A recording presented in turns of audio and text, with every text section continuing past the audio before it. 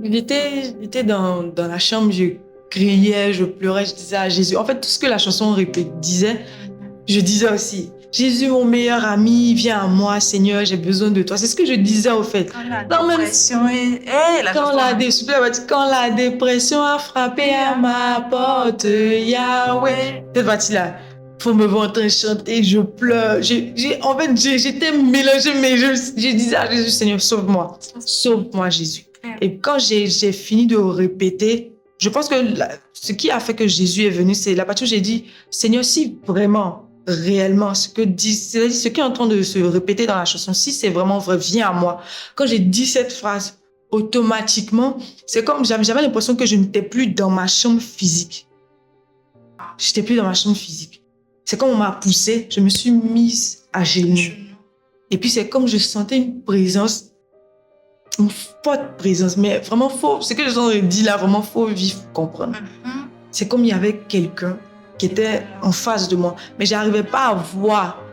J'arrivais pas à voir parce que l'atmosphère était tellement forte que voilà. Je me suis renfermée sur moi-même. Et c'est comme j'entendais la voix me disait comme ça que même quand tu étais dans la débauche, j'étais là. Mais tu ne pouvais pas savoir parce que le péché t'empêchait de me voir, de me connaître. Qu'aujourd'hui, c'est le jour de ta délivrance. Wow. Que je suis venue à toi pour te délivrer. Je ne suis pas venue seulement pour te délivrer, je suis venue pour te sauver et te donner mon amour.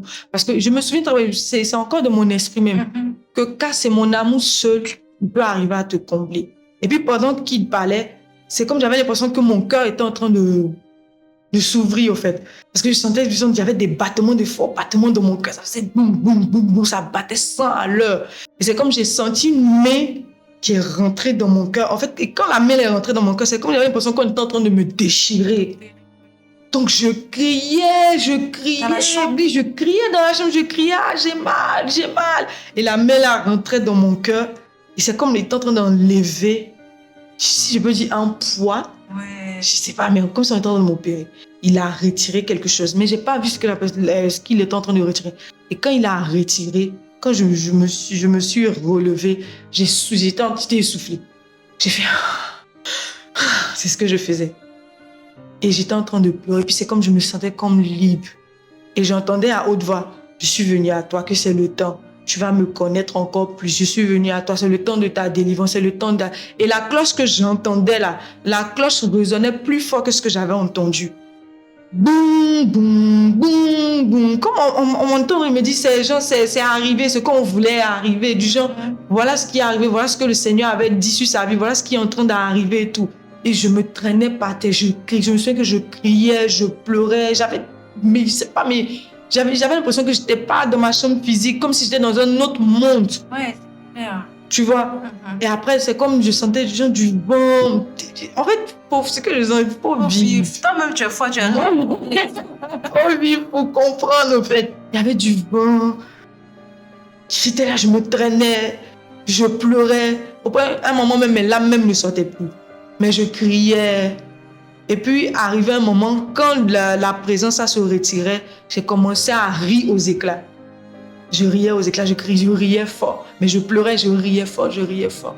Après, c'est comme quelqu'un m'a poussé. Je me suis couchée comme ça. Et puis après, quand je me suis levée, et puis c'est là que j'ai su que je venais d'être visitée par celui qu'on appelle le Seigneur Jésus.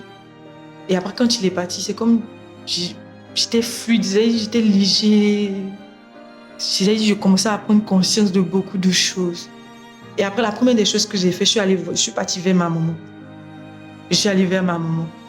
Et je lui ai demandé, tu n'as pas entendu de cris quand j'étais là? Elle m'a dit non. Elle dit non, je n'ai rien entendu. Moi, j'étais dans la chambre, je suis en train d'arranger mes affaires. Je me souviens que le jour où je chantais, ce jour-là, il était, je crois, 16 heures. Mais quand je suis revenue à moi, il était, je crois, 18 heures, un truc comme ça. Non, 4. Un truc comme ça. J'ai expliqué à ma maman, je lui ai dit, tu n'as pas entendu. Elle m'a dit, j'ai rien entendu. J'ai rien entendu, j'étais en train d'arranger les affaires, mais elle m'a dit qu'elle était en train elle chantait des louanges, mais elle était en train d'arranger ses affaires. Et je lui ai expliqué.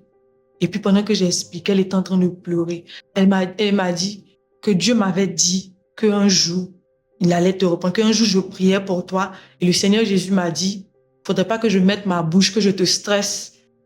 Faudrait pas que je te stresse, faudrait que je te laisse parce que moi, je suis sa servante. Ouais, tu dois écrire ton histoire. Donc, ça fait qu'à un moment, elle ne parlait plus quand je sortais.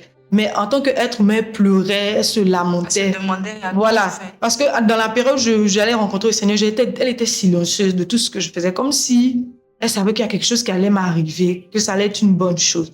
Donc, je lui ai expliqué. Quand je lui ai expliqué, elle a prié pour moi. Et je lui ai demandé pardon. Je lui ai dit, pardonne-moi pour tout ce que je t'ai fait, parce que je sais que j'étais vraiment blessée. J'ai insulté même, parfois j'ai insulté même à maman, même à cause de ça. Je lui ai demandé pardon. Elle m'a dit, non, c'est pas grave. Relève-toi. Je veux dire que c'était la journée, je sais pas, mais j'avais l'impression que le paradis était venu à moi. Paradis. Oui, et j'ai chanté des louanges avec ma mère. Mais en fait, ce que je ressentais, c'était comme il y avait espoir, comme une sorte d'espérance, d'assurance et de victoire, en fait. Tu vois, et j'avais plus vraiment l'envie de revivre la même vie que je vivais. C'est comme exactement ce que je recherchais, c'est comme je l'ai eu. Mais ça fait que, bon, j'avais du dégoût, j'avais plus envie de revivre ces mêmes choses. Et c'est comme ça que j'ai rencontré le Seigneur Jésus. C'est comme ça que je l'ai rencontré.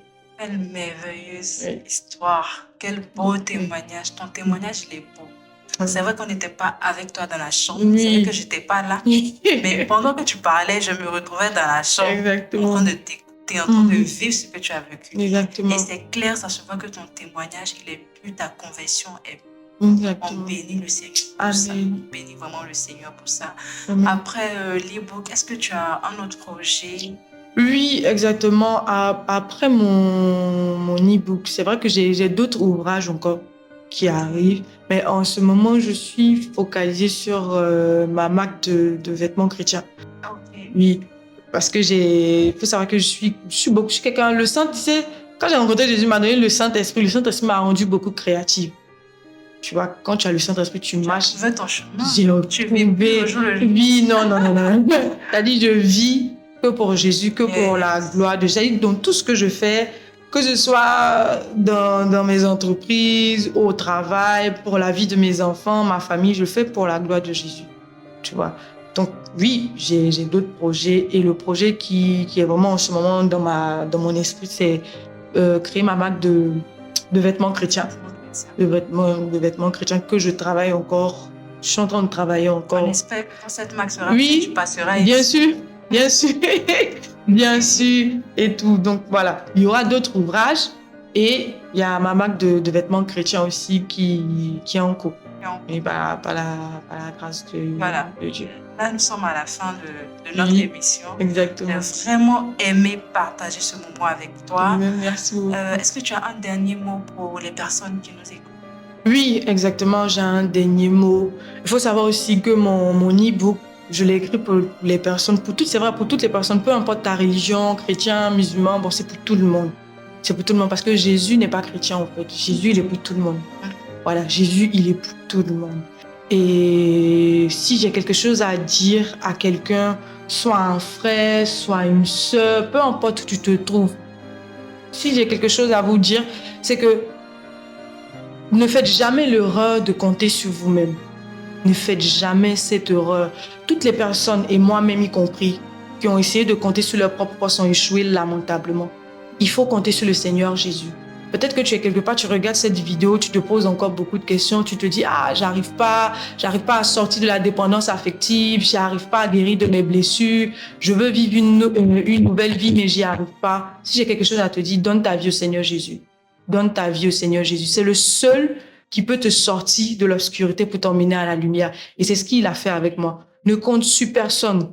Parce que la Bible même dit que le secours de l'homme est vanité. Donc, si tu passes ton temps à compter sur des hommes, tu vas être toujours blessé, tu vas être toujours détruit. Alors que si tu comptes sur le Seigneur Jésus, tu verras que non seulement tu seras sauvé, mais tu verras aussi que tu as des qualités en toi que tu ne connaissais même pas. Donc, compte sur le Seigneur Jésus, cherche le Seigneur Jésus, cherche l'amour de Jésus. Si tu n'arrives pas à être comblé, tu cherches l'amour de quelqu'un ou tu es quelqu'un qui est beaucoup vide, cherche l'amour de Jésus. Ne compte sur personne, n'essaie pas de compter sur tes propres forces, compte sur le Seigneur Jésus parce que lui, il ne déçoit jamais. Voilà, c'est ça. Waouh, j'ai même envie d'applaudir. Oui, applaudissons pour le Seigneur Jésus. C'est fort. C'est ça, merci beaucoup. Je suis vraiment émue. Oui, moi aussi. Déjà, on va rappeler la plateforme. Tu as dit que oui, exact. l'e-book était disponible sur quelle plateforme? Mon e-book, il est disponible sur ma page Facebook. Ah, ok. Ma page Facebook, c'est Marie-Jeanne Dadier. Vous n'avez qu'à taper Marie-Jeanne Dadier. Il y a le lien qui est là et c'est gratuit. C'est pas payant. Tu télécharges, tu cliques seulement sur le lien et tu as accès aux différentes pages de mon e-book. Les gars, je vous invite à aller télécharger son e-book parce qu'elle n'a pas tout ici. Oui, j'ai pas tout. Il y a certaines choses que moi j'ai vues dans l'e-book qui ne sont pas, qu'elle n'a pas suivi. Un gros gourmet qu'elle n'a pas téléchargé son e-book. Allez voir ça là-bas. Alors, nous sommes à la fin de notre émission. Merci de nous avoir suivis. N'oubliez pas de vous abonner, de liker, de commenter et de partager afin de faire du bien à quelqu'un qui a besoin d'écouter ce puissant témoignage. Merci. Merci. Bye bye. Bye. Bye.